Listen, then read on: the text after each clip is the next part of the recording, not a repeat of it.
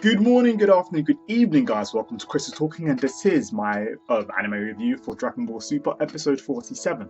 Now, Dragon Ball Super is finally going to a new arc with the Trunks, with Trunks in the future, and the whole issue with Black. And if you've seen the trailers for this new upcoming arc and all the different memes and pictures and like everything on social media, you would have noticed that it's going to be a really good arc following our future Trunks and what's happening with him. So yeah, more about that. Basically, Dragon Ball Super is continuing on from the arc straight after Goku and Vegeta versus Universe 6 and Champa and Beerus's argument and everything like that, and finishing after meeting the Omni King, the king of all kings and all that business. And that happened like several weeks ago. The arc finished, concluded, then went on to a few different filler episodes here and there where like Goku had to fight a jelly Vegeta pretty much, which was like, yeah. So I was like, should I do a review now? Nah. So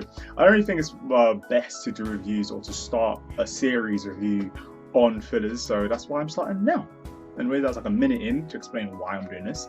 But yeah, so this is basically the review for Dragon Ball Super, the arc with Trunks. I'm going to get my name for it properly so that next week when I do the review for this again, then I'll have the official name for what this arc is called. But this episode literally just throws us straight in, and like we're in some next future where the Earth is destroyed. I'm talking about like everything's destroyed, buildings destroyed, continuous explosions. The only person that we see for a little bit is Trunks on the run, and it's kind of like, whoa, okay, like Trunks is running from something, and we don't really get a clear view or a clear picture of who is the bad guy. We just see loads of smoke and every now and then like red eyes, and like kind of we really understand that like Trunks is in some deep shit. The Earth is in some serious issues, and I'm thinking to myself, how? Like, don't we have the Saiyans here? Like, where are the Saiyans right now? Where is Goku? Where is Vegeta? Where is everybody else? Where are all these other fighters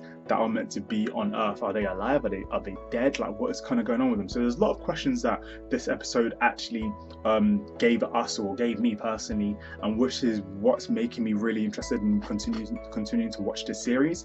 Hopefully TOEI decides to actually show us what happened, and they don't just give us a whole bunch of like dragged out unnecessary scenes.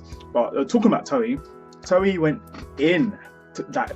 TOEI definitely went in all the time. Well, I'll say all the time. Whenever I went to clips of the future, and it was Trunks and like his shenanigans and what he was up to, the animation was really good. I mean, it wasn't like the choppy screwy animation that TOEI usually do. It was actually fairly fluid, as well as the art style was actually really crisp and clean. The music was serious. I mean, this literally felt like a whole new series. And then when it went back to the current timeline, and you see Goku again, well, not Goku again, but then you see Goku and Vegeta and all of them, and then you just see like the bright colors were used for Dragon Ball Super, and it's like, oh, okay, so I guess your budget is mostly on the future part. But that being said, I'm going to take it how it is, because I'm really happy that they actually even were given a budget, because sometimes TOEI like to fucking lose my words. Sometimes TOEI like to literally just destroy the greatness that is Dragon Ball Z by giving us some next shitty animation or some next shitty art style. But in this episode, they actually went in. The animation, the art style, the music, the quality of it was like literally 2 or 3 notches above, and I really thoroughly enjoyed just watching it. It was actually a really good experience. And like spoiler alert, I'm presuming if you're watching this review, you've seen the episode, that's why you're watching this review. But spoiler alert, like Bulma died quite swiftly as well. I'm saying like literally 4 or 5 minutes into the thing, she just got like taken out, and I was like, fuck man, this is some serious shit. I'm like literally Mai gets taken out as well. Like Trunks is like alone. Literally, Trunks is alone. You see Trunks eating from like cat food and like proper happy about that. He's proper like splitting his portion of the cat food with himself and Mai. I'm thinking to myself, whoa, this is some like dire situation. Trunks is technically a billionaire. Like their family are billionaires. So what is going on? How has it come to this? What events led to this current situation, and why is this happening? Now, We get to see a lot of green mist when it pans out of like the general location from where Trunks is. We get to see loads of green mist, and I'm thinking, has this got something to do with the main bad guy? And they continue to call the main bad guy Black, so they don't call him Goku or anything, they just call him Black. And I thought, oh, that's a pretty interesting name. Is it like, where are they going with this? And we actually get to see Black's face at the end. Black's face. We actually get to see his face at the very end, and he actually looks exactly like Goku. He sounds like Goku as well with that womanly voice, but he sounds like Goku as well, but with a slight kind of tone. And once again, the art style and animation was just slightly different with Black, making him not look like Goku, even though physically he looks like Goku. But the animation of his hair when it's moving around was really fluid compared to the static, a very still design that we're used to with Goku's like choppy hairstyle just going forward, and like kind of like Goten's hairstyle. So going back and forth, we were really able to compare the two, Goku to Black at the very end, and notice, wait, so this doesn't look like Goku exactly. And something's up with the earrings. So yeah, this is a really good episode, loads of exposition. Like, I'm really interested to see where we're going to be going. If you saw at the end of the episode after the closing song, which I really love, we get to see that Trunks does make it to the past, and yeah, so he does end up seeing Bulma, and younger Trunks ends up seeing him, and you can see younger Trunks, or the current Trunks, who's Chibi Trunks, let's call him Chibi Trunks. He's like shocked, like, what the hell? And like, so I think it's gonna be an interesting situation right there, and how and why what has happened.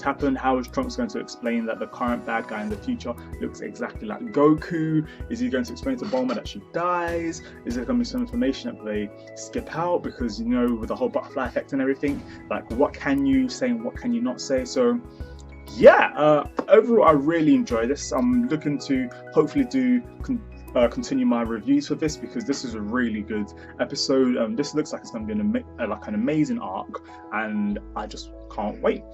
So yeah, animation really good, art style really good, the music was good as well. Everything was like really good. I know good isn't really like the best kind of way to explain how like the quality of something is, but considering it's TOEI, yeah, good above good. I'm going to give this like a 7.5 to an 8. Whenever we did the Future Trunks part, I was like 8, 9, because I was like, yes, I was on the edge of my seat, like, what is going on here?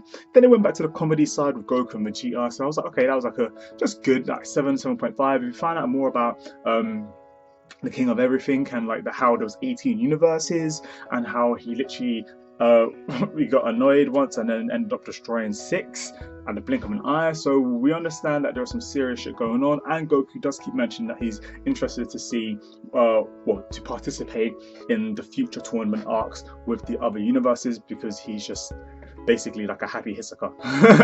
Anyways guys, hope you enjoyed this review. Do check out my other reviews. I'm going to be posting quite a few reviews today because it's my day off of work, so this is the best time to be posting up my Nanatsu no Taizai review, which I do know that I should have posted up first, but Dragon Ball Super, this is really good, so I thought to do this one first. So yeah, so do stick around for my other reviews. Do check out my other playlists as well. Hopefully if you like my review now, if you like this review, then you'll like my other reviews. And yeah, Chris is talking. Do share, like, subscribe, all of that jazz, and peace.